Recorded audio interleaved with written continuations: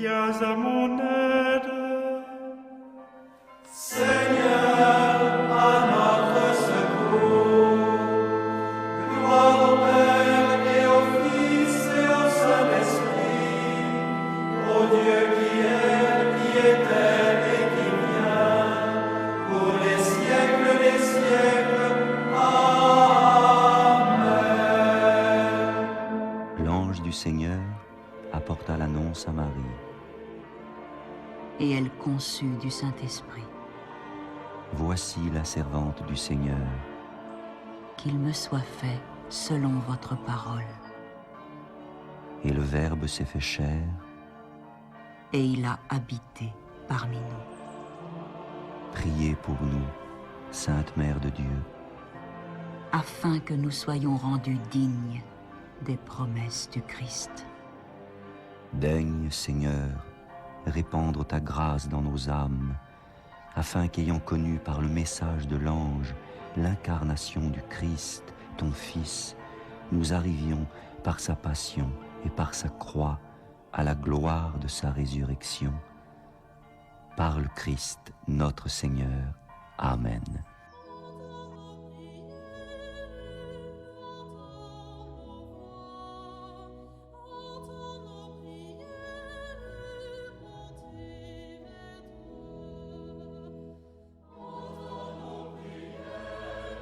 Seigneur, dans le silence de ce jour naissant, je viens te demander la paix, la sagesse, la force.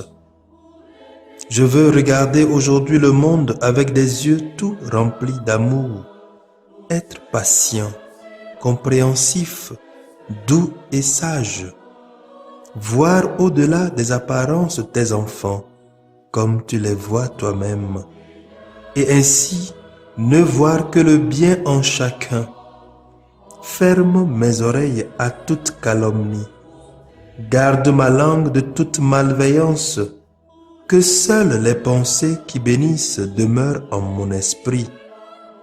Que je sois si bienveillant et si joyeux que tous ceux qui m'approchent sentent ta présence. Revêts-moi de ta beauté, Seigneur, pour qu'au long de ce jour, je te révèle. Amen.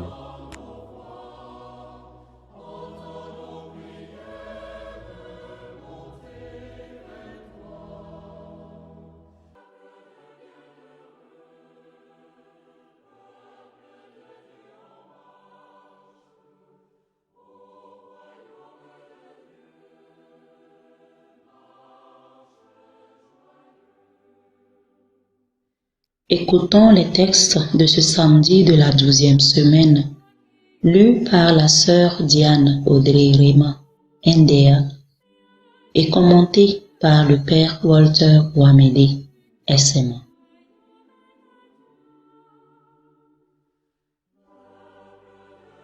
Première lecture. Lecture du livre des Lamentations, chapitre 2, les versets 12 à 19. Le Seigneur a englouti sans pitié tous les pâturages de Jacob. Dans sa fureur, il a démoli les forteresses de la ville de Juda. Il les a jetées à terre. Il a profané la royauté avec ses princes. Ils sont assis par terre. Ils restent silencieux, les anciens de la ville de Sion. Ils ont répandu de la poussière sur leurs têtes. Ils ont revêtu des habits de deuil. Les jeunes filles de Jérusalem inclinent le front jusqu'à terre. Mes yeux sont ravagés par les larmes. Mes entrailles frémissent. Mon cœur défaille à cause du désastre de la ville de mon peuple. Car les enfants et les tout-petits s'effondrent dans les rues de la cité. Ils demandent à leur mère, où sont le blé et le vin? Ils s'affaissent comme des blessés. Dans les rues de la ville, ils expirent sur le sein de leur mère. Que pourrais-je te dire? À quoi te comparer, Jérusalem? Comment te consoler, Vierge fille de Sion? Ton désastre est infini comme la mer. Qui donc pourrait te guérir? Tes prophètes avaient des visions trompeuses et vides. Au lieu de dévoiler tes fautes, ce qui aurait évité ta chute, ils ont trouvé pour toi, dans leurs visions, des oracles trompeurs et illusoires. Que ton cœur crie vers le Seigneur. Rempart de la ville de Sion, laisse couler nuit et jour le torrent de tes larmes. Sans relâche, que tes yeux ne cessent de pleurer. Lève-toi, pousse des cris à toutes les heures de la nuit. Répands ton cœur comme de l'eau en présence du Seigneur. Lève les mains vers lui pour sauver tes petits-enfants qui meurent de faim à tous les carrefours. Parole du Seigneur. Veuillez chanter après moi le répond du psaume 73. N'oublie pas, Seigneur, n'oublie pas, Seigneur, écoute le cri de tes enfants. Pourquoi Dieu nous rejeter sans fin? Pourquoi cette colère sur les brebis de ton troupeau?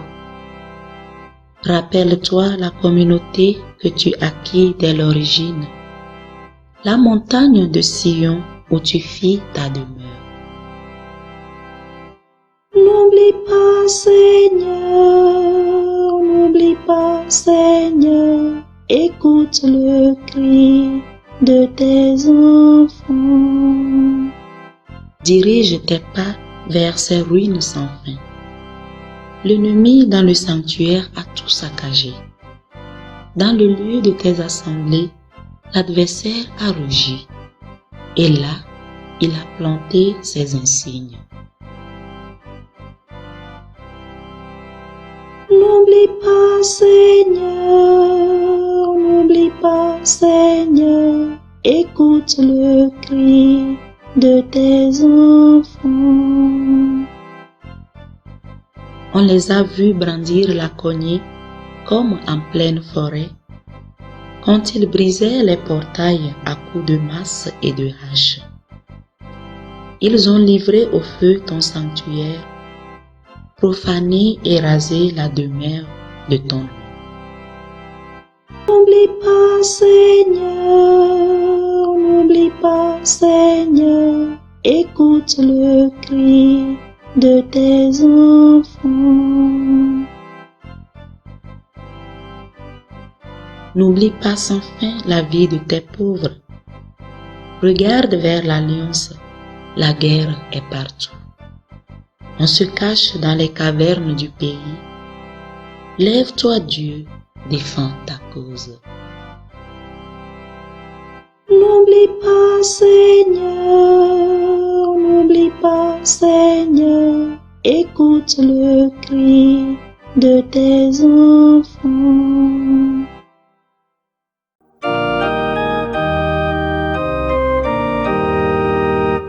Alléluia, Alléluia, louange à toi, Seigneur Jésus. Alléluia, Alléluia. Jésus a pris sur lui notre faiblesse. Il s'est chargé de nos douleurs. Alléluia, Alléluia, louange à toi, Seigneur Jésus. Alléluia, Alléluia. Évangile de Jésus-Christ selon saint Matthieu, chapitre 8, du verset 5 au verset 17. Jésus était entré à Capharnaüm. Un centurion de l'armée romaine vint à lui et le supplia. « Seigneur, Mon serviteur est au lit chez moi paralysé et il souffre terriblement. Jésus lui dit, je vais aller le guérir. Le centurion reprit, Seigneur, je ne suis pas digne que tu entres sous mon toit, mais dis seulement une parole et mon serviteur sera guéri. Ainsi, moi qui suis soumis à une autorité, j'ai des soldats sous mes ordres. Je dis à l'un, va, et il va. À un autre, viens, et il vient. Et à mon esclave, fais ceci, et il le fait.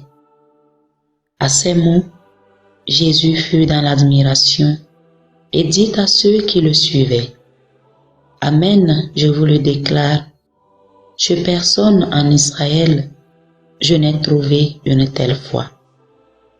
Aussi, je vous le dis, beaucoup viendront de l'Orient et de l'Occident et prendront place avec Abraham, Isaac et Jacob au festin du royaume des cieux. Et les héritiers du royaume seront jetés dehors dans la ténèbre. Là, il y aura des pleurs et des grincements de dents. Et Jésus dit au centurion, rentre chez toi, que tout se passe pour toi selon ta foi. Et le serviteur fut guéri à cette même heure. Comme Jésus entrait chez Pierre, il vit sa belle-mère couchée avec de la fièvre. Il lui prit la main et la fièvre la quitta. Elle se leva et elle le servait. Le soir venu, on lui amena beaucoup de possédés. Il chassa les esprits par sa parole et il guérit beaucoup de malades. Ainsi devait s'accomplir la parole prononcée par le prophète Isaïe. Il a pris nos souffrances, il a porté nos maladies. Acclamons la parole de Dieu.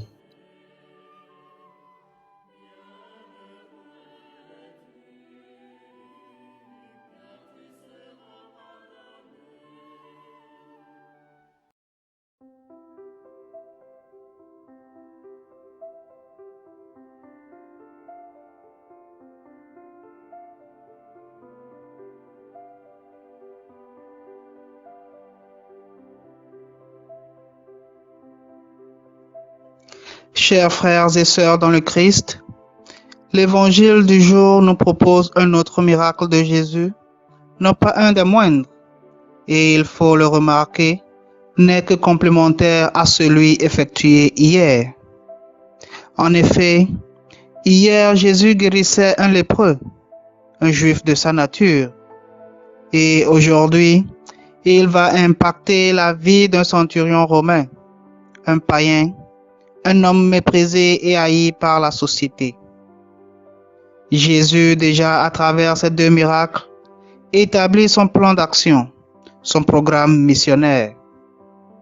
Jésus, par cette guérison, nous fait savoir d'ores et déjà que le salut de Dieu, la miséricorde de Dieu, l'amour de Dieu ne se trouve pas réservé à quelques-uns, à un groupe de privilégiés. Nous sommes tous aimés d'un seul et même amour, et cet amour est briseur de barrières que nous pourrons établir entre nous. C'est déjà un appel à nous lancer, à briser ces murs de séparation que nous érigeons entre nous. Que je sois d'ici ou d'ailleurs, que j'adhère à telle ou telle idéologie, là n'est pas la question. Nous sommes appelés à un vivre ensemble. Nous sommes appelés à cette communion fraternelle. Nous sommes appelés à faire fi de nos divergences de quelque ordre que ce soit. Saint Paul, dans sa lettre aux Galates au chapitre 3, nous dira de ce fait que pour Jésus, il n'y a ni juif ni païen. Il nous en montre le chemin aujourd'hui. Il brise les chaînes qui nous tiennent captifs et séparés les uns des autres. Il veut faire de nous un seul peuple, un peuple appelé à le servir dans la foi et la vérité. Oui, cette foi et cette vérité sont aussi importantes dans notre vécu quotidien et notre centurion d'aujourd'hui nous le démontre. Sa foi en Jésus l'a poussé à demander la guérison de son serviteur qui aurait dû être traité, comme l'exigeait la coutume, comme un esclave, mais que celui-ci traite en enfant, car souhaitant la restauration de sa condition dégradante. Combien de fois dans nos relations avec ceux qui nous servent, montrons-nous ce caractère aimant et bienfaisant? Combien de fois souhaitons-nous cette restauration globale dont le monde a besoin? Oui, ce centurion s'est montré plein d'humilité en se rabaissant au niveau de son serviteur. Qu'en est-il de toi, mon frère? Qu'en est-il de toi, ma sœur? Il a cru que Jésus pourrait même guérir à distance son serviteur sans qu'il n'aille le visiter ou le toucher. Suis-je capable de cette foi quand je souffre le martyre dans mon corps et dans mon âme? Mais on ne le dira jamais assez. Il faut que notre foi se traduise en actes. La belle-mère de Pierre, après avoir expérimenté la grâce de la guérison, se leva et servait Jésus et son entourage. Chaque jour que la grâce du Seigneur nous touche, actons-nous comme la belle-mère de Pierre. Que les grâces qui découlent de nos célébrations liturgiques nous fortifient et nous aident à atteindre cet idéal. Amen.